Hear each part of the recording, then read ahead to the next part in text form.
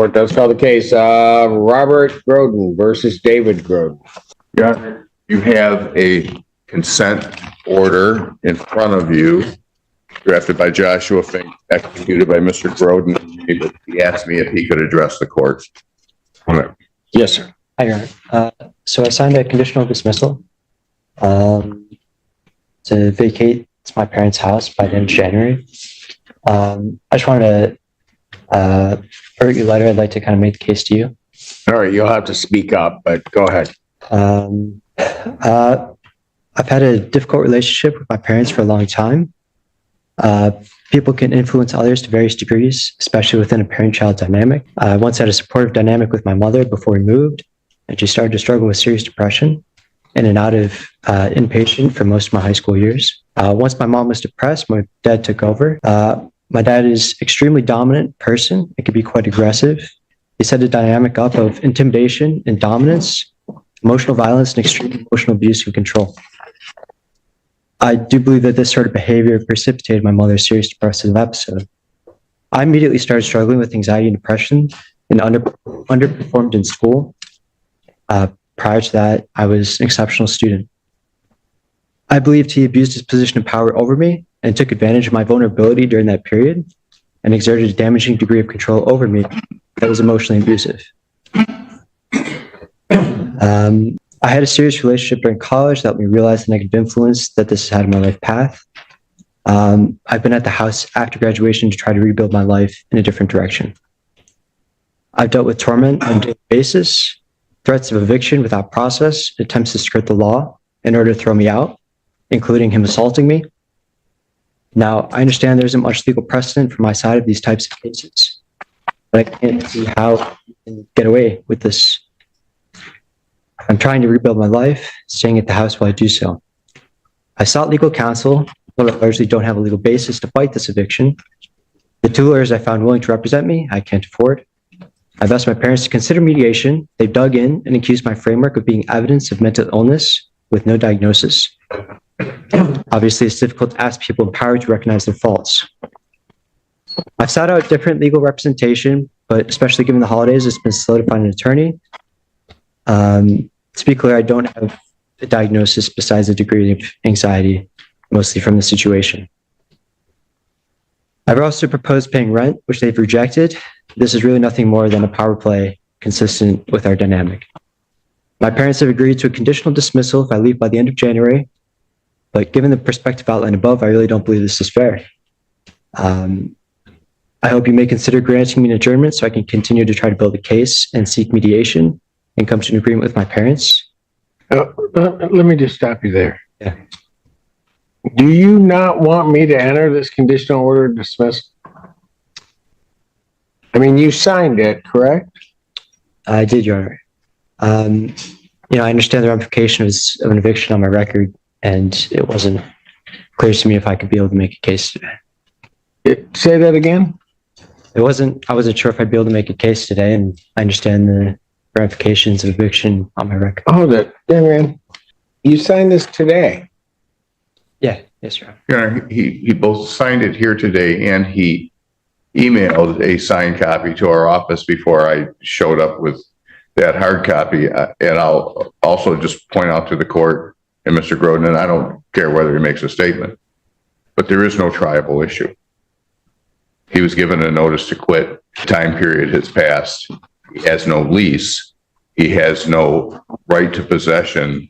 And actually the notice to quit was just done as a precaution. So there's no triable issue. The alternative would be 10 days. What do you want me to do? I'd like a judgment to try to, I don't know if it's possible, I'd like to try to seek mediation. Okay, but you don't have a lease of the premises, correct? Just a month-by-month tenancy lease. Okay. You're given notice to move.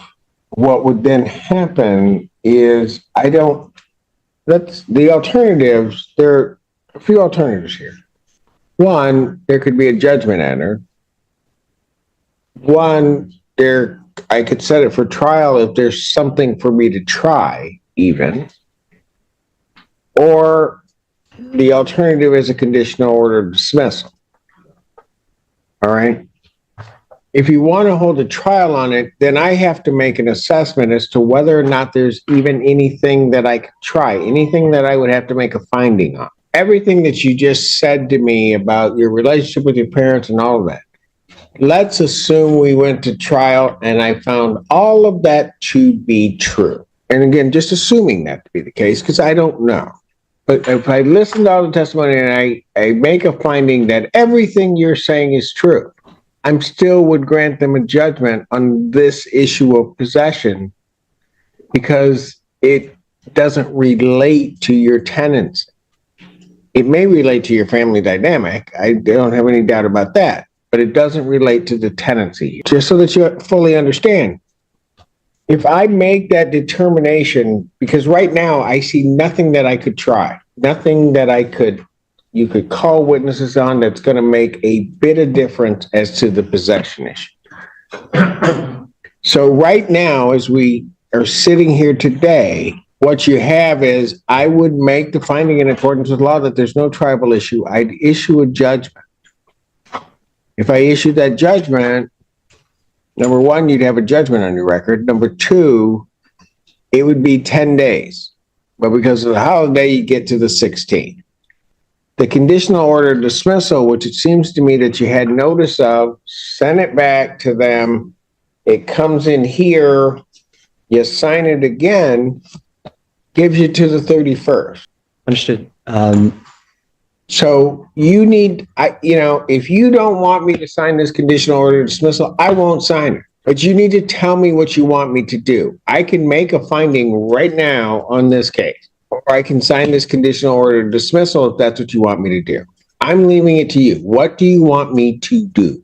Can I ask a follow-up? Is there any case on a basis of torts law, damage done to me by the parent-child dynamic? Say that last part. Would there be any basis for a case through torts or personal injury case as it relates to this eviction? Eviction being damages for what personal injury? I mean, obviously, the missed opportunity certainly as a result of the dynamic, the mental health issues mostly in high school as a result of the dynamic. Okay, young man, look, if you're looking to use this case either to receive some type of compensation or something regarding how you perceive your parents may have treated you, or to somehow believe that this court has some power to rectify all of that in some way, that can't happen here. We'll go with the conditional dismissal. That's okay. Pardon? I'll accept the conditional dismissal. You understand that the terms of the conditional dismissal are that you would vacate the premises by January 31st. Yes. And that you would not, if you haven't vacated the premises by that date, that they could seek an order without notice. They could seek the entry of a judgment and an order of eviction to have you removed from the premises. Yes. You understand that? Yes. All right. And you also understand your rights to 3-day rescission. That was explained to you and is contained in here. Is that correct? Yes. All right. Do you have any questions whatsoever regarding anything contained in this conditional order dismissal? This file is conditionally dismissed. Like the video and subscribe for more real courtroom moments.